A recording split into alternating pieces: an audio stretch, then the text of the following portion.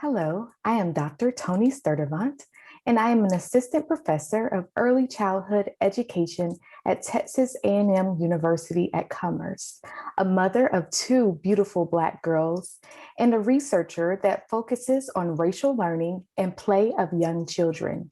Today, I will be sharing a bit on my recent publications, which focuses on racial awareness and the politics of play found in the play of young children.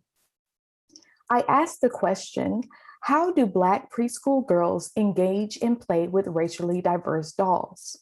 To answer the question, I added the 4 dolls that you see here, 2 Black dolls with brown, tightly coiled hair, a Latina doll with straight brown hair, and a white doll with crimped blonde hair, along with salon props such as combs, brushes, mirrors, and pretend makeup to a 4-year-old classroom in a child development center. In doing so, I found that the children used anti-Black rules in their play. For example, they would refuse to switch a non-Black doll for a Black doll, as seen in the first example, when Everly has a Black doll and asks her friend Avanti, who had the Latina doll, if she would switch with her and was turned down. However, children would readily switch to 2 non-Black dolls with their friends without protest, as seen in the second example. Finally, children would use some dolls to purchase roles in their play. For example, if a child wanted to pretend to be the mother, the child could simply give the current mother either of the non-Black dolls to purchase the position. The children never used either of the Black dolls for this purpose. These behaviors point to a keen awareness of the societal value placed on certain groups over others, with them viewing the Black dolls as the least valuable. Although the study was conducted in the US, the findings have international implications, noted by its publication in the International Journal of Early Childhood. I argue that these findings are applicable to the African diaspora as a whole, as well as Africans residing in the continent, as we are all exposed to messages of anti-Blackness due to the colonization, imperialism, and globalization of Western media that promotes Eurocentric beauty standards and anti-Blackness. So what can be done about this internalization of messages of anti-Blackness? Well, researchers can expand the age of participants in Black racial identity research. Oftentimes, researchers use participants that are adolescents or young adults, mainly because this work typically uses questionnaires. So I find that my research, where I use dolls, sets a framework for an observational method to gather racial identity development in younger populations. Additionally, my research points to a need for an intersectional lens when examining racial identity development.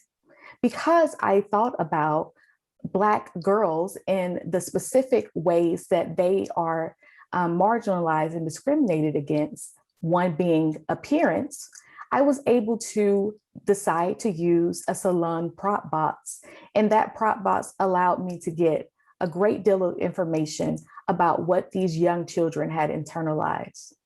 Teacher educators, or those that work in universities training future teachers, need to practice implementing identity affirming practices with their students. Teachers will not know how to do this once they begin to work if they have not had the opportunity to practice doing this before they leave our institutions. Additionally, topics of race and racism should be included in teacher preparation courses. In order for teachers to be able to address race and racism with young children, they need to be well-versed on the concepts themselves. And educators that work with young children should enact identity-affirming practices. So regardless of a child's race, ethnicity, or other cultural background, they feel that they are valued and belong. Educators should also address race and racism instead of ignoring it. Oftentimes, when researchers talk to early childhood educators about race and racism in their classrooms, they feel that they do not have this issue. However, my research showed that the children were in fact grappling with these ideas, and adult intervention could have helped some of these anti-Black messages be challenged. Additionally, educators should partner with families to help create multiple protective contexts so that children can feel valued in many places where they are developing. So what can parents, caregivers, and other concerned adults do about this internalization of messages of anti-Blackness? You can pay attention to the messages sent through children's media and other media sources. So if you notice that your child or a child that you care about is being exposed to messages of anti-Blackness through programming, you can know to limit the child's exposure to that material if you allow them to watch it at all. Additionally, you can counter the messages that are being brought up in the media so that they are not internalized without critical discussions. Additionally, you can aim to create and allow young children to experience healthy contexts for racial development. Children need to know that they are perfect just the way they are and get this message from as many contexts as possible. I would like to acknowledge my children for leading me to this work, the center, teachers, families, and children that allowed me to conduct this research, the committee of professors that helps to make this work stronger, Drs. Alanis, Bendamande, Sutterby, and Winkler, and Africa in Science for allowing me to share this research with you today. Thank you.